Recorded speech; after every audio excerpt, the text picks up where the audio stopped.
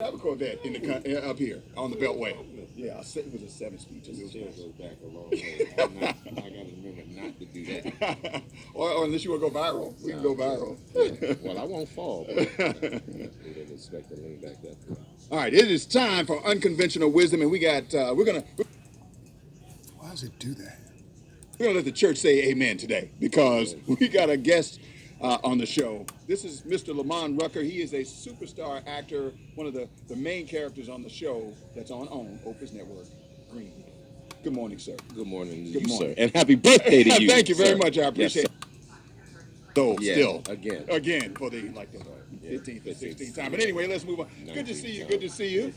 So look, let's talk about the show, Greenleaf, without giving away too many secrets. Of course. This is an amazing show, and I find it fascinating. This is it's church based, but there's so much drama.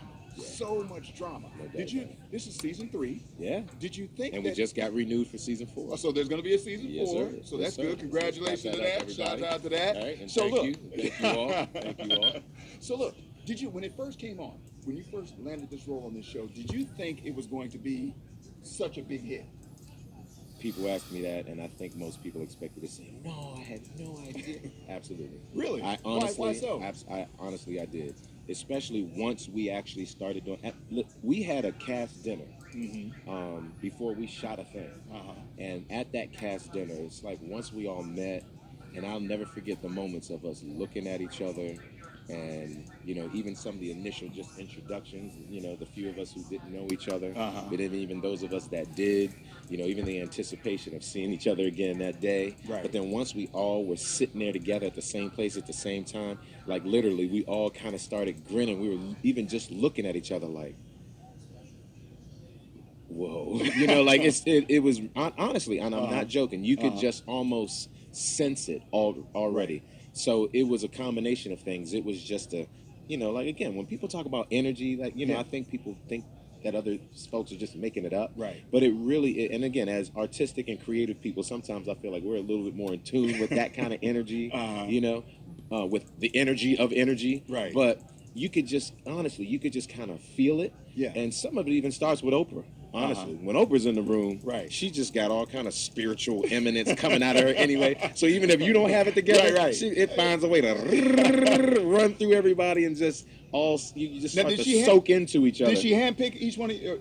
Well, you know what? You'd have to ask her that. That's an interesting. So those are some of the things that we don't always really know about. Gotcha. But you do know, as you learn the business, you do know that yes, there is.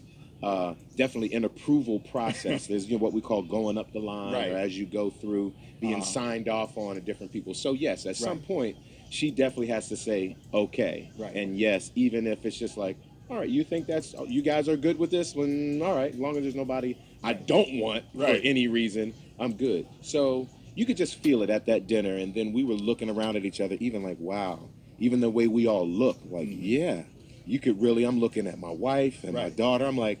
She look, we're like, we look alike, like this is great. She definitely looks like she could be our baby, right? And then I'm looking at my baby sister Charity. I'm like, okay, so we're the chocolate ones, and okay, and then Mama's kind of light skinned, Daddy's Daddy's brown and chocolate, and and then we got 2 light skinned sisters. I mean, I got cousins like that. You know what I mean? A couple of them are brown, a couple of them are fair. So it's just, it's really interesting that physically. And almost, for lack of a better word, spiritually, you could tell that there was already a chemistry and a harmony that existed from day one. And once we got in there and started going for it, I was like, a home run. We got y'all. I couldn't wait to put this on you. I was like, when we put this on these folks, it's going down. And either we're going to get a whole bunch of backlash, or people are going to wrap their arms around this so hard. That it's going to change the game, and it was the latter. Right. We've gotten very little, if any, pushback. Even the ones that say they don't like it can't take their eyes off it because they know we're telling the truth. Right. Yeah, I'm staying up late watching. I got to tell you, I'm staying up late, missing out on my sleep because I'm hearing y'all in there arguing. You and Zora going at it. Man, that little girl. This is some teenage girls. Yeah, I know. So for the people who don't know, you are the son of a pastor. Yes, sir. The only son. The only son of a pastor. You have a daughter and a son, but your daughter is a teenager. Is she? And boy, is she Rough. She thinks she know everything. Well, don't they all? Yes. Even when they grown, yeah, they like did that. we think we knew everything when we were teenagers? Never. I don't think I did either. Never. I think I thought I knew a little bit. I was so obedient. I know. I was good. I was a good kid. You were? But you know what's funny? What's in that? real life, I had a little phase where I was a little thief.